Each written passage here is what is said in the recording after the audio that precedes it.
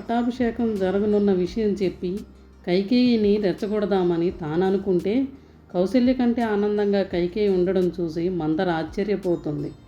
రాముడు రాజవుతున్నాడని తెలిసి ఆనందించడం ఆమె అమాయకత్వానికి నిదర్శనమని మందర అంటుంది. రాజ్యాన్ని రాముడికి పట్టం కడితే భరతుడి పరిస్థితి ఏమిటనేది ఒకసారి ఆలోచించుకోమని చెబుతుంది. రాముడు రాజైతే అప్పుడు భరతుడు అతనికి ఒక సోదరుడిగా కాకుండా ఒక సేవకుడిగా పడి ఉండవలసి వస్తుందని చెబుతుంది. అలా సేవకుడుగానే భరతుడి జీవితం ముగిసిపోవలసి ఉంటుందని అంటుంది. మందర మాటలు కైకేయిపై పనిచేస్తాయి. నిజమే, తన మంచితనం వలన భరతుడి భవిష్యత్తు ప్రశ్నార్థకంగా మారకూడదని అనుకుంటుంది. రాజుకు కావాల్సిన లక్షణాలు తన కుమారుడికి కూడా ఉన్నాయి కనుక భరతుడిని రాజును చేయడంలో దశరథుడికి అనుమానం ఎందుకని అనుకుంటుంది. దశరథుడిని ఎలాగైనా ఒప్పించి అయోధ్యకి భరతుడిని రాజును చేయాలని నిర్ణయించుకుంటుంది. అవసరమైతే గతంలో దశరథుడు తనకి ఇచ్చిన వరాలను ఈ సందర్భంలో ఉపయోగించాలని నిర్ణయించుకుంటుంది.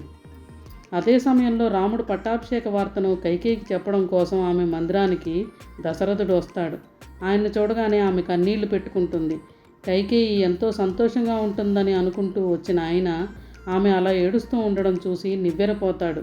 విషయం ఏమిటని అడుగుతాడు. కారణం చెప్పకుండానే ఆమె మరింత దుఃఖంతో పొంగిపోతూ ఉంటుంది. దాంతో రాముడి పట్టాభిషేక వార్త వినడం వలనైనా ఆమె శోకం తీరుతుందేమోనని ఆ విషయాన్ని గురించి చెబుతాడు. రాజ్య ప్రజలంతా ఆనందిస్తున్న వేళ ఆమె బాధపడడం సరికాదని ఓదార్చబోతాడు.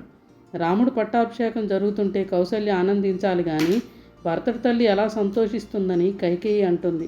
భార్యగా తాను అయోధ్య నగరంలో అడుగుపెట్టిన దగ్గర నుంచి తనను తక్కువ చేసి చూస్తున్నారని, అయినా సరిపెట్టుకుంటే తన కుమారుడైన భరతుడిని కూడా అవమానిస్తున్నారని ఆవేదన చెందుతుంది.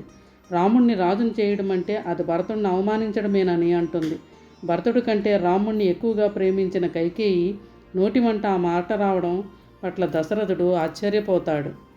రాముడికి పట్టాభిషేకం అనే విషయం తెలిసిన దగ్గర నుంచి కైకేయి భరతుడి గురించి ఆలోచిస్తుందనే విషయం దశరథుడికి అర్థమవుతుంది. దాంతో ఆయన భరతుడికి ఎలాంటి అన్యాయం జరగదని, అతని కోసం ఏం చేయాలో చెప్పమని అడుగుతాడు. గతంలో 2 వరాలను కోరుకోమని తనని ఆయన అడిగిన విషయాన్ని గురించి గుర్తు చేస్తుంది. ఆ 2 కోరికలను నెరవేర్చితే చాలని అంటుంది. సూర్యవంశానికి చెందిన వారెవరో ఆడిన మాట తప్పరని, ఆ కోరికలు ఏమిటో చెప్పమని దశరథుడు అడుగుతాడు.